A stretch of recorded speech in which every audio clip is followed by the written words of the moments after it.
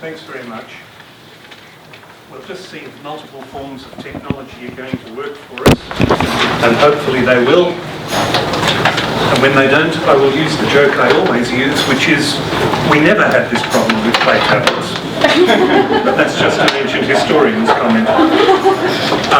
For those of you who don't know me, as was proved by our internet researcher standing up the back there who acted as Master of Ceremonies, I'm Dr. Chris Forbes, and I teach here in the Ancient History Department. And I can't pick out any Ancient History students, please?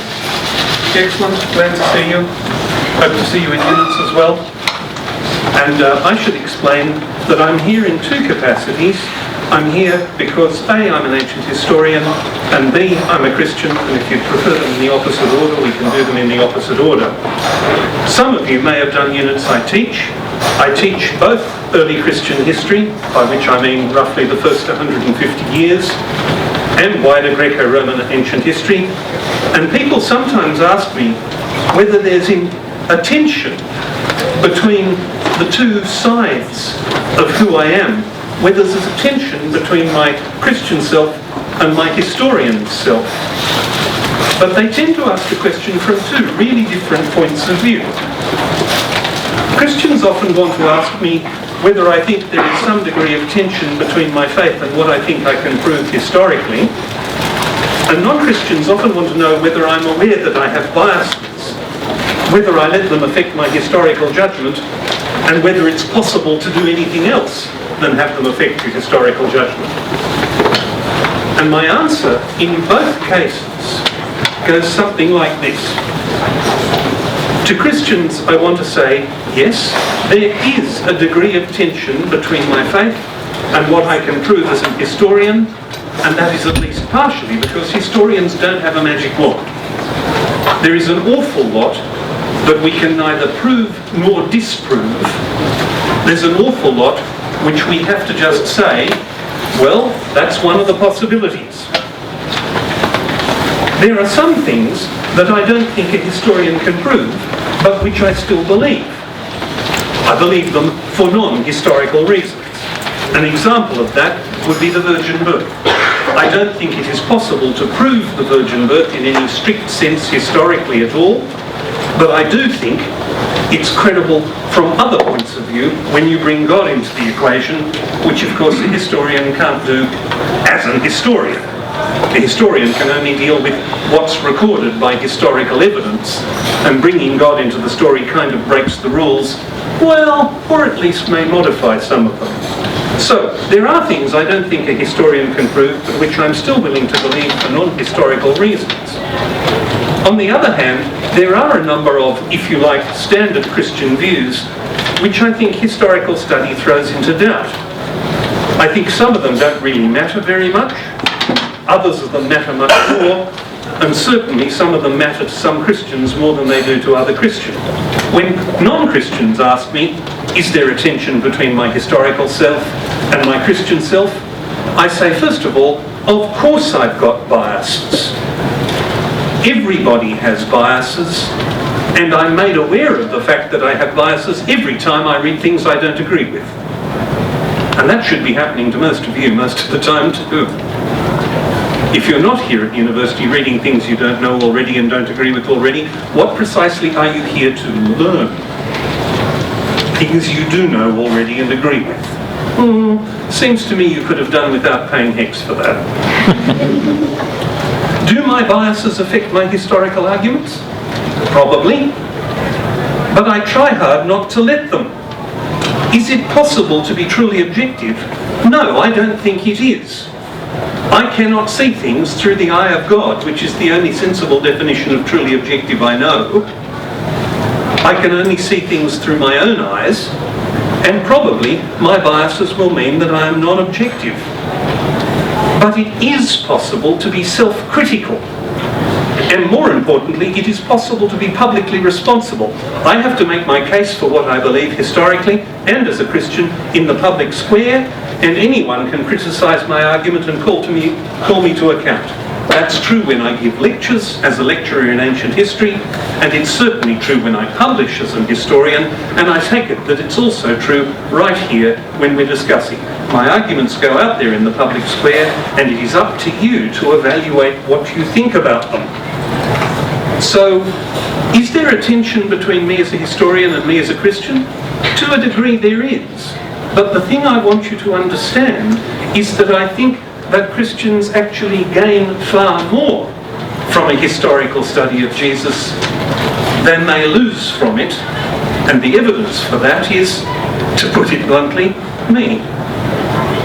And the reason I say it like that is, I'm saying I've been studying this stuff now for most of my adult life, and I am still a Christian. And I think you learn an enormous amount from historical study of the New Testament, and that's why I teach it as an historian. Now there's a whole set of issues for people to think about, but what I want to suggest now is that the topic for today is, who is Jesus? And I have to approach that in two parts, because the question for an historian will always be, who was Jesus? Before we get to the question, what are the consequences of that for who Jesus is? The question for Christians, and for everyone else, is both, who was Jesus, and who is he for us now, if he's anything at all? The reason for Christians is that we want to know the answer to a question which is both historical and more than historical. We want to know what Jesus was like on earth between the late 20s and the early 30s AD in Galilee and Judea, and that is fundamentally an historical question. But the other half of the question, who Jesus was and is in relation to the God he called Father, now that is only partially a historical question. That's also a theological question. That's also an existential, serious question for us now. So I'm going to talk about these two separate issues separately, and wearing my invisible historian's hat, I'm going to talk first of all about what historians believe about who Jesus was, and then, switching my invisible hats, I'm going to talk a little bit about who I believe Jesus is. And I'm going to argue that there is good, solid overlap here for Christians to use and stand in and say, Jesus was historically like this, and it has consequences for who we think he is now. So, first of all, wearing my historian's hat, we try and answer the question, who was Jesus? And the first thing you need to know, if you don't know it, is that this is a highly controversial area in historical scholarship. I'm not going to try to do it all. You should all be profoundly grateful for that. I'm going to stick where there is a consensus among historians to that consensus.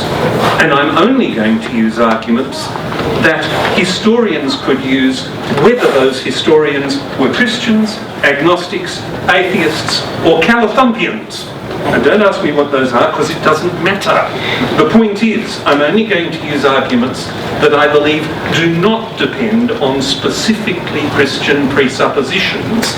I'm only going to use arguments that are mainstream historical arguments, because those, I suspect, we can all share, whether we have a personal Christian perspective or not. Who was Jesus? It seems to me that the question we're trying to answer is this.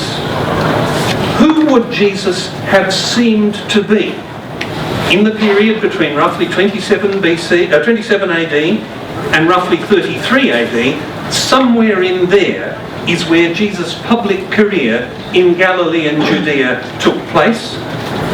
Who did Jesus seem to be? A, to his followers, B, to his opponents, and C, to a theoretical, uncommitted but interested observer.